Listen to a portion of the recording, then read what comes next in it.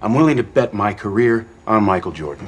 Come on. Let's talk about this this film that has been getting a lot of good buzz. Ben Affleck, Matt Damon back together again. Viola Davis, Chris Tucker back on screen, and Jason Bateman. An incredible cast in this film called Air, directed by Ben Affleck as well. And it shows this story that has these North Carolina connections, including a connection to Boiling Springs, North Carolina. So let's hear your thoughts on Air. Yeah, well, I'll say this movie's a great reminder of just the sheer amount of basketball talent that comes from the state of North Carolina. Whether it's Michael Jordan, who is basically the subject of the film itself. He's from Wilmington, North Carolina, born and raised. Then also we get a few name drops that local listeners and local watchers especially will recognize. The Charlotte Observer is mentioned. James Worthy from Gastonia, North Carolina is referenced, as well as Artis Gilmore from Gardner-Webb University alum. Artis Gilmore is name dropped. So, yeah, a lot of local connections. But looking to the film itself, as you mentioned, this is directed by Ben Affleck, and he stars as well as Phil Knight, the CEO of Nike.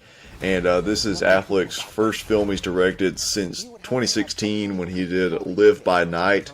And prior to that, he directed Argo, the Best Picture winner, in 2012.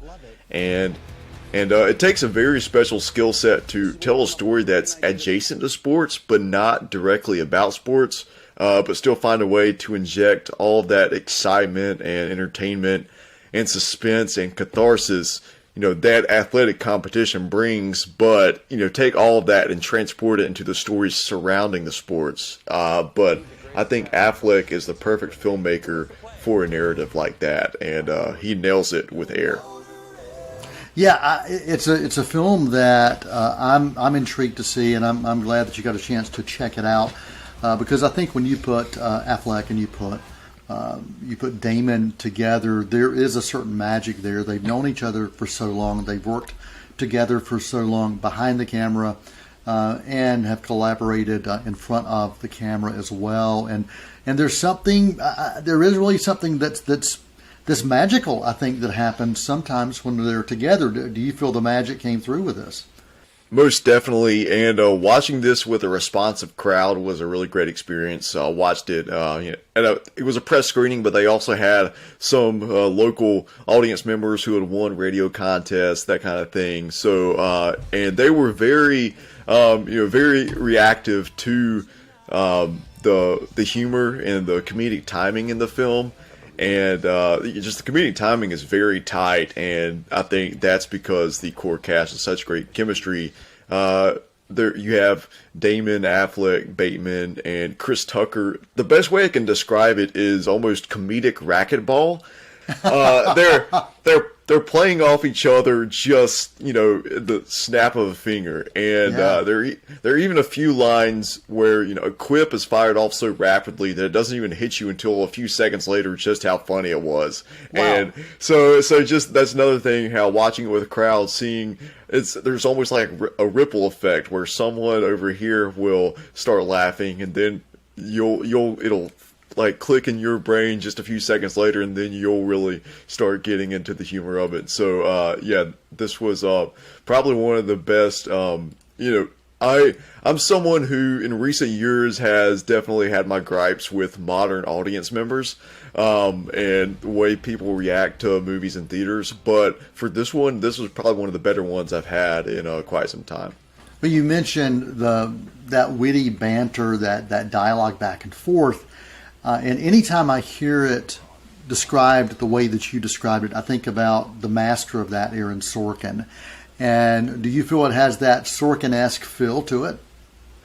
Most definitely. A movie that came to mind when I was watching this was a film that Sorkin wrote, I guess almost a decade ago, Moneyball, starring Brad Pitt, directed by Bennett Miller. And that was another movie that was connected to the sports world, but most of it wasn't actually about the baseball games themselves. It was about all of the behind-the-scenes maneuverings, all of the behind-the-scenes politics, and this follows in line with that. And in order to tell that story, it is going to be very talky, and there's a ton of dialogue in the script, a lot more dialogue in this compared to something that we saw recently like Dungeons and Dragons, which a ton of action, ton of spectacle. This is mostly just people talking, but it does take a specific kind of storyteller to do that, and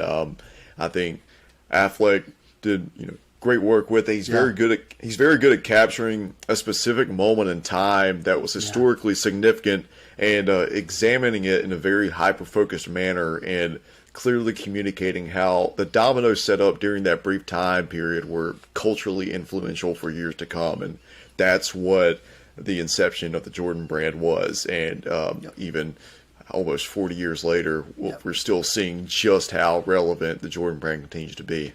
Yeah, and not only the Jordan brand itself, but the impact of what one person, one player on the court or on the field, it doesn't matter, can do to impact and influence merchandise. And now you have people who are called influencers.